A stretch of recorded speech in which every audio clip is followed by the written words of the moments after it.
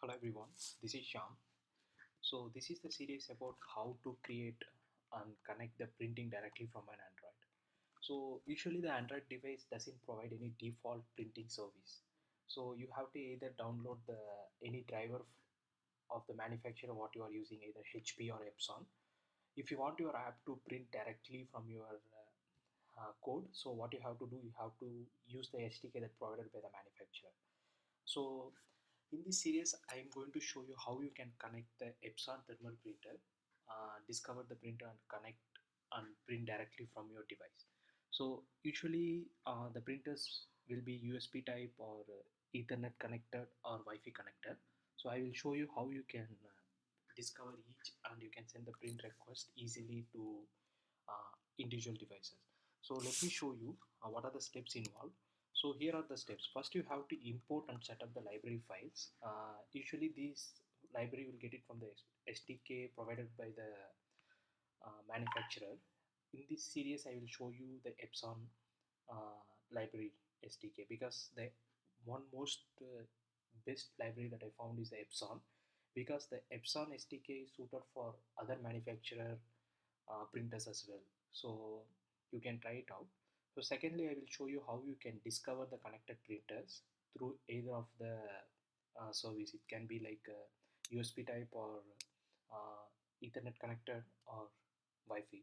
So next you have to establish the connection to the printer. So once it is done, you have to make sure the connection is successful. Then we will find how to generate the print receipt or any print data that you want to print. Next, I will show you how you can send the print request to the printer and you can close the connection successfully. So let us see the first point. So importing and setting up the libraries involves following steps. First, you have to copy the ePOS and ePOSeSelect.jar files into your library folder. Then you have to create the following folders into your source main folder. So this is very important. Once after you do that, you have to copy the .so file from the folder that you have downloaded.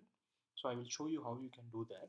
Then you have to build your project. So before you building your project, you have to do following edit in your Gradle file. So one is you have to add the following line into your Android folder of build.gradle. So I have mentioned this code in the description below. You can copy it. So once after you copy this, you have to do the second modification. You have to modify your dependency with the below code.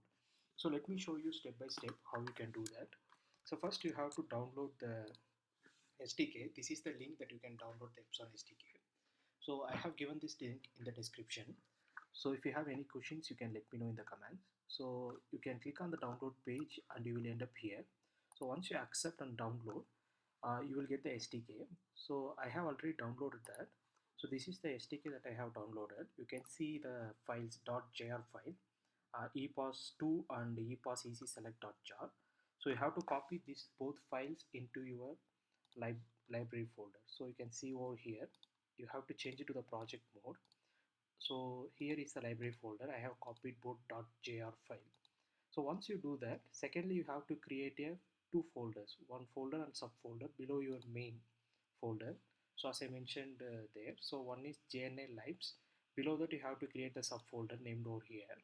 So you have to copy two .so file. So this both .so file you have to copy. You can find the files over here in the same SDK folder. So once you copy that, so let us go to the Gradle. So build.gradle. So you can see here I have pasted this code over here. So once you pasted this, you have to come down to the dependency.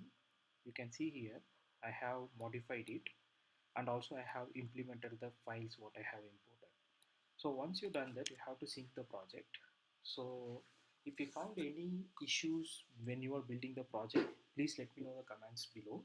Please subscribe to the channel.